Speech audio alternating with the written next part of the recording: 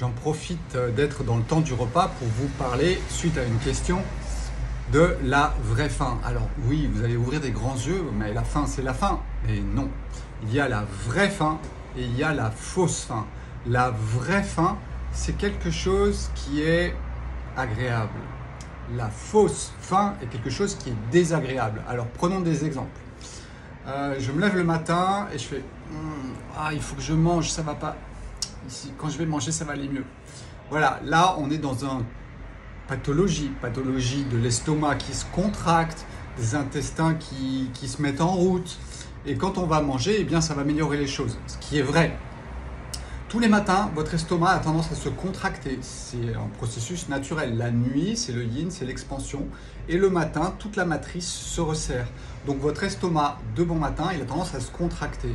Et bien sûr que si vous mangez, vous allez de nouveau l'ouvrir. Et bien sûr, vous allez penser que vous aviez faim. Parce que cette petite douleur disparaît. Mais ce n'est pas forcément le cas.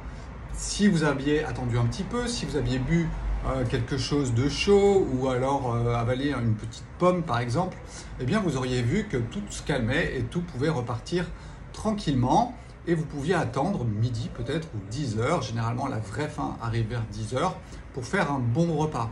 Donc voilà, faites bien la différence entre les deux. Comme je dis souvent, l'appétit d'apprendre, c'est agréable ou pas?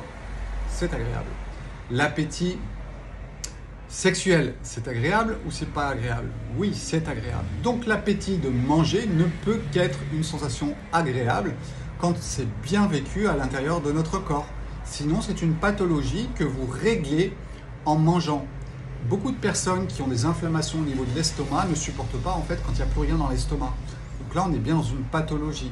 Si vous voulez en savoir plus sur la vraie faim, la fausse faim, j'ai expliqué tout ça dans le jeûne intermittent naturel, ce moment où vous devez écouter votre corps, qu'il se repose, qu'il fasse le ménage.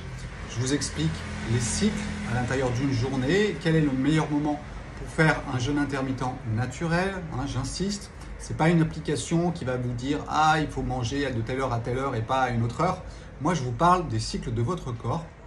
Je vous parle de la nature, je vous parle de la simplicité et pas d'un système à mettre en place, surtout pas de technique, s'il vous plaît.